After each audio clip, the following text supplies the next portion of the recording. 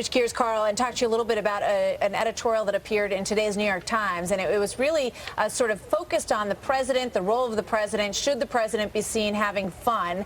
It was called "Can the One Have Fun" by Maureen Dowd today, and it talks about his trip to New York with his wife that was criticized by some people, and also it talks about his appearances on Colbert's show and a couple others, Conan O'Brien's show, and whether or not it's appropriate, okay? And she draws some parallels to President Bush and the way that he spent his leisure time and the way that President Obama is spending his leisure time, which she's very supportive of. And I want to show you two quotes from this piece and get your thoughts on this. She says, "So some respite from the pressure is clearly a healthy thing.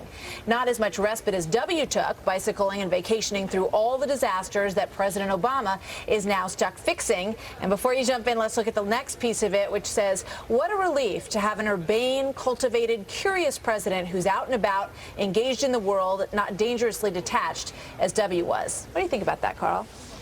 I think Maureen Dowd is a bitter, twisted, deranged columnist for the New York Times who misses no opportunity to show her disdain for anybody on the conservative side of the aisle.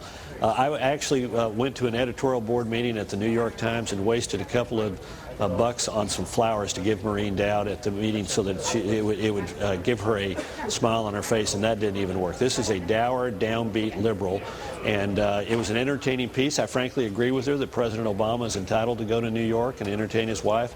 I suspect I would have done it maybe just a little bit later in the year than now, but he's entitled. You do not want a president who feels confined to the bubble, but why she felt so compelled to go out and trash somebody who did our country a great service for 8 years and handled himself in an admirable fashion is just typical of Maureen Dowd's twisted, bitter little heart.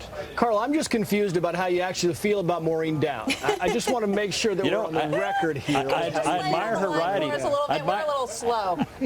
I admire her writing, but she is a very nasty, snarky person, and we saw it in this column today. Well, I just wanted the last thing